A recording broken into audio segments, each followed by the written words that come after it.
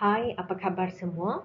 Adakah anda sudah bersedia untuk belajar biologi bersama cikgu? Apa pula yang kita akan belajar pada hari ini?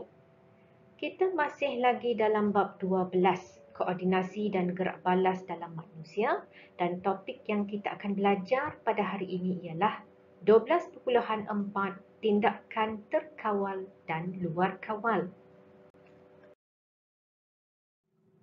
Kita lihat dulu objektif pembelajaran untuk hari ini. Pada akhir pembelajaran nanti, cikgu harap pelajar dapat membanding dan membezakan antara tindakan terkawal dengan tindakan luar kawal. Yang kedua, dapat memerihalkan tindakan refleks yang melibatkan 2 neuron dan 3 neuron. Dan yang terakhir, dapat melukis arka refleks. Apa yang dimaksudkan dengan tindakan terkawal dan luar kawal? Sebagaimana namanya ialah tindakan terkawal, sudah tentu ini merupakan tindakan yang kita boleh kawal, iaitu tindakan yang kita sedari dan dilakukan mengikut kehendak kita.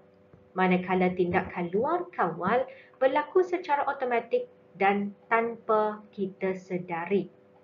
Tindakan terkawal dikawal oleh sistem saraf soma, manakala tindakan luar kawal melibatkan sistem saraf otonomi.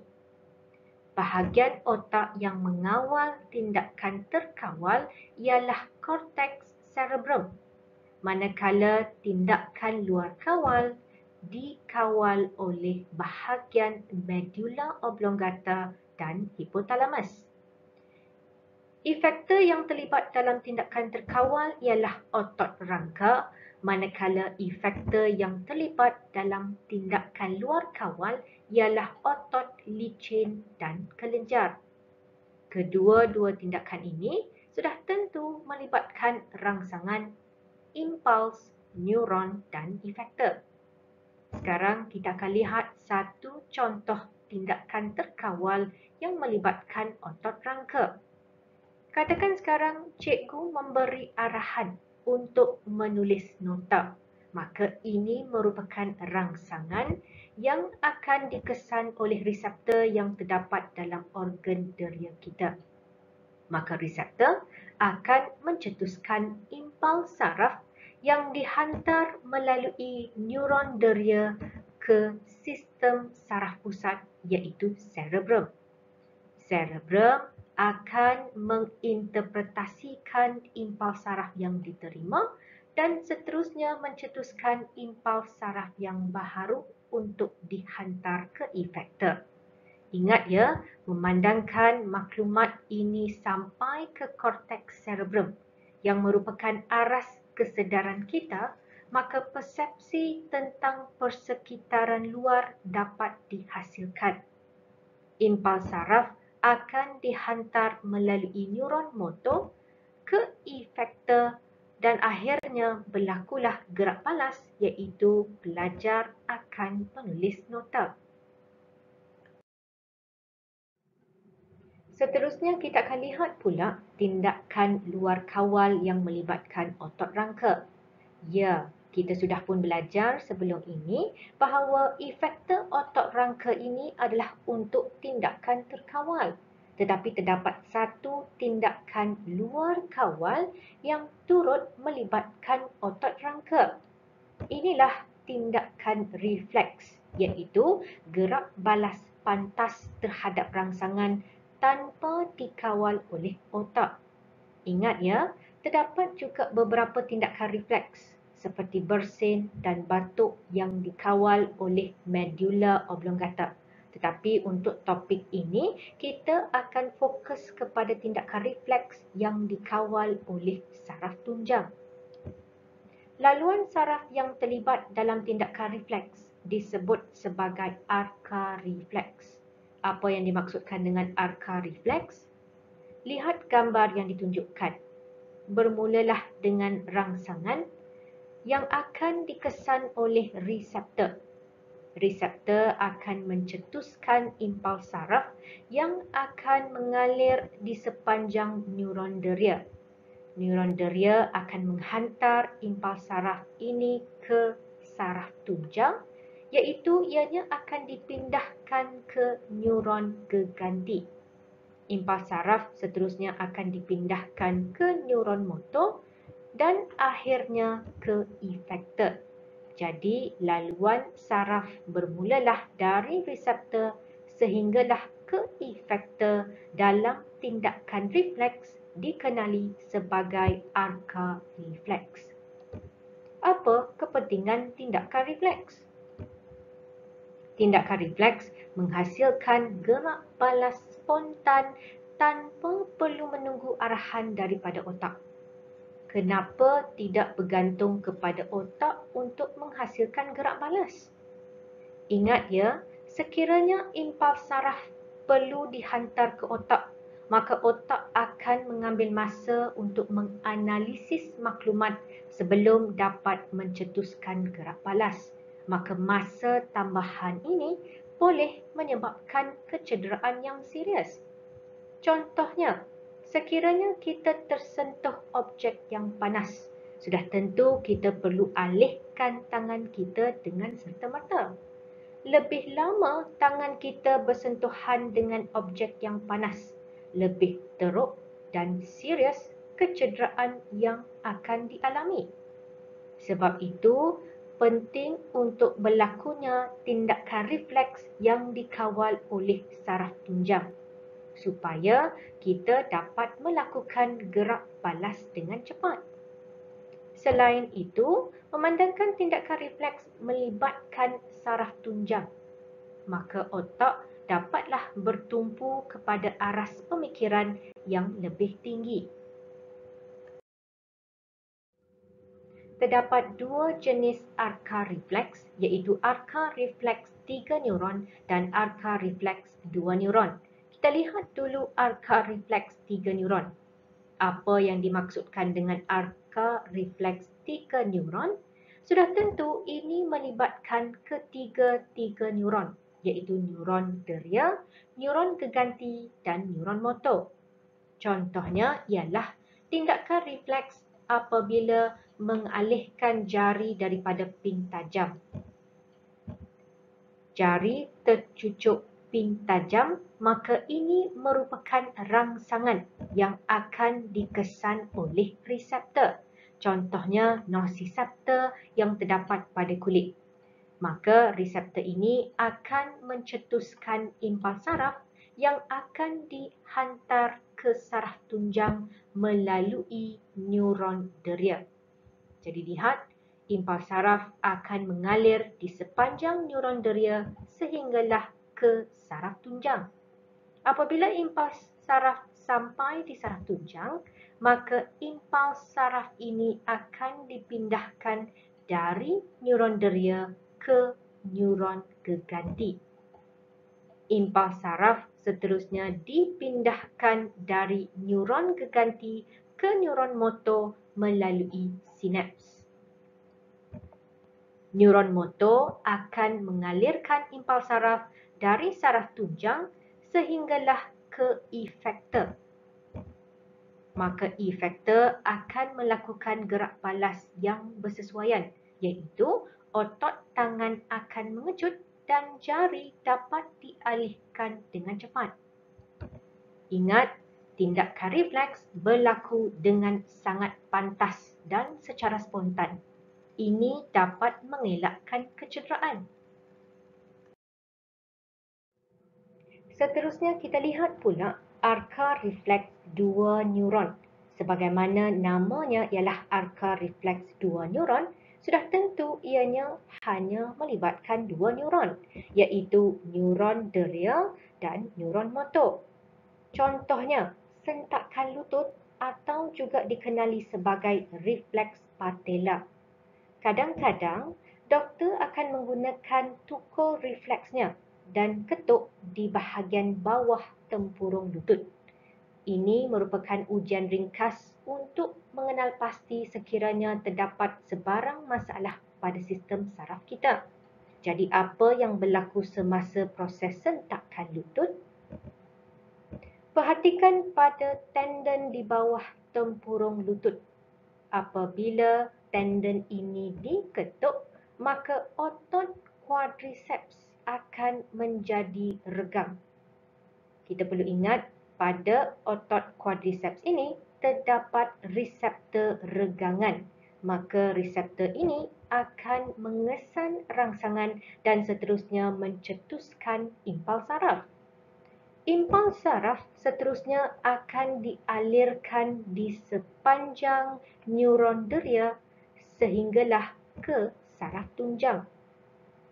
Di saraf tunjang pula, impuls saraf akan dipindahkan terus dari neuron deria ke neuron motor melalui sinaps.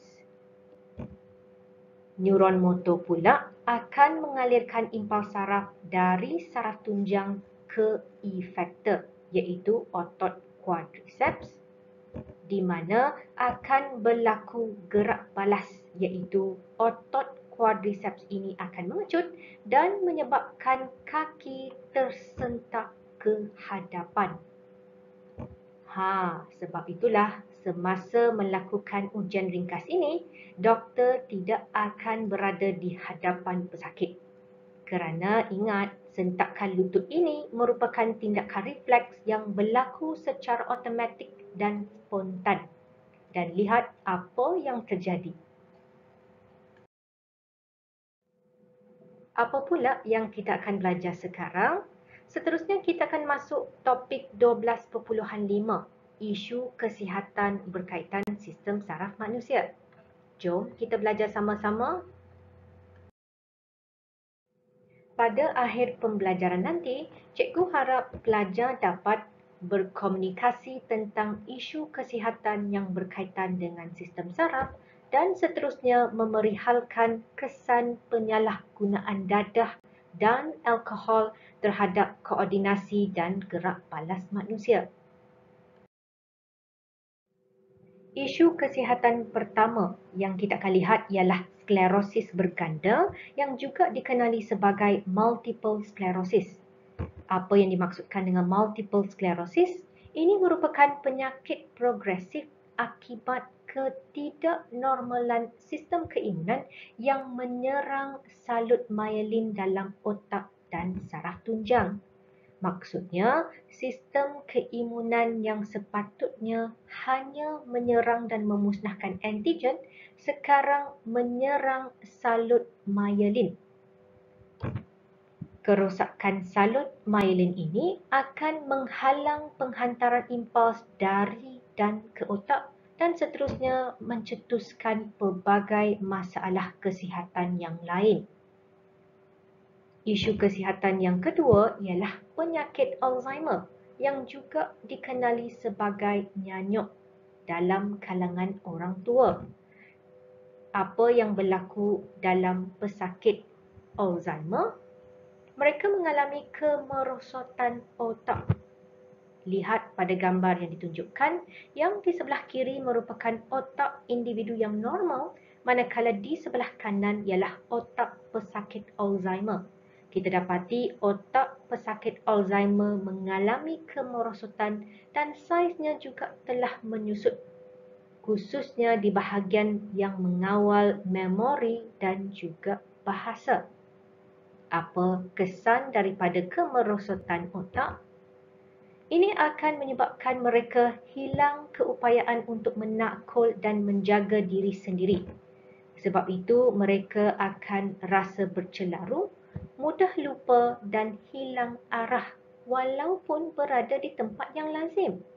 Cikgu pasti anda biasa terbaca tentang orang tua yang keluar untuk membeli barang tetapi tidak pulang dan terpaksa dilaporkan hilang.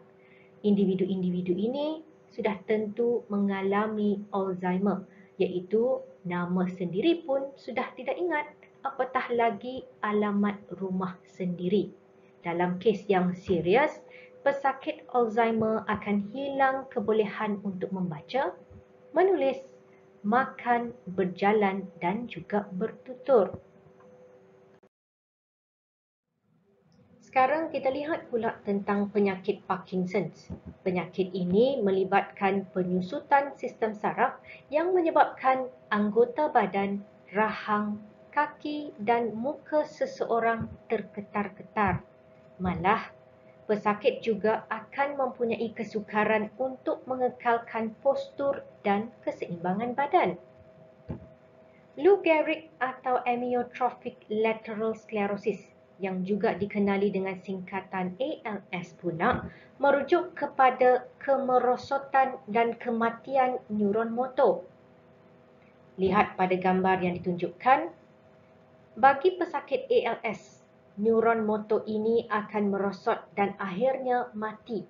Maka impuls saraf tidak dapat dihantar dari otak ke efektor otot. Maka otot juga akan mengalami kemerosotan, saiznya akan menyusut, menjadi lemah dan akhirnya menyebabkan lumpuh. Memandangkan neuron motor ini mengawal pergerakan otot seperti mengunyah, berjalan dan bertutur, pesakit ALS akan menghadapi masalah untuk melakukan aktiviti-aktiviti ini. Malah mereka juga akan mengalami kesukaran untuk bernafas. Attention Deficit Hyperactive Disorder juga dikenali sebagai penyakit ADHD dan sebagaimana namanya ialah Attention Deficit Hyperactive Disorder, maka pesakit itu menjadi hyperaktif, tidak dapat memberi tumpuan dan mudah menjadi bosan. Autism pula merujuk kepada penyakit yang berkaitan dengan perkembangan saraf dalam otak, di mana pesakit autism menyebabkan seseorang individu menghadapi masalah berkomunikasi dan berinteraksi. Antara simptom pesakit autism adalah mereka tidak akan memberi sebarang respons apabila nama dipanggil, sentiasa meragam, tidak suka disentuh, sensitif kepada bunyi, perkembangan pertuturan dan bahasa adalah lambat dan suka bersendirian. Lumpuh otak juga dikenali sebagai cerebral palsy. Ini berlaku akibat kerosakan otak yang berlaku sama ada sebelum ataupun selepas kelahiran bayi. Lumpuh otak juga mungkin berlaku semasa kanak-kanak itu berusia dalam lingkungan 3 hingga 5 tahun. Penyakit ini menyebabkan kegagalan otot dan keupayaan motor pergerakan berfungsi dengan sempurna. Jadi, individu ini akan menghadapi masalah dan kesukaran untuk bergerak. Tangan dan kaki akan menjadi lemah dan juga menyebabkan pergerakan terketar-ketar dan kekejangan otot. Epilepsi pula merujuk kepada kejadian aktiviti tidak normal di bahagian tertentu otak yang menyebabkan sel-sel saraf mengeluarkan isyarat yang luar biasa. Seseorang yang mengalami epilepsi mungkin berkeadaan tidak sedar dan mengalami kekejangan otot yang kita sebut sebagai sawan atau tarik. Akhir sekali, kita akan lihat kesan penyalahgunaan dadah dan alkohol terhadap koordinasi dan gerak balas manusia. Penyalahgunaan dadah selain daripada tujuan perubatan boleh menyebabkan kesan sampingan, termasuklah membawa maut. Sudah tentu pengambilan dadah akan menyebabkan ketagihan dan sekiranya individu itu tidak mengambil dadah, ianya boleh membawa kepada gejala saraf seperti menggeletar, berpeluh dan muntah. Terdapat 4 jenis dadah iaitu dadah perangsang atau stimulan dapat meningkatkan aktiviti sistem saraf pusat. Ianya boleh menyebabkan keseronokan sementara dan diikuti dengan kemurungan.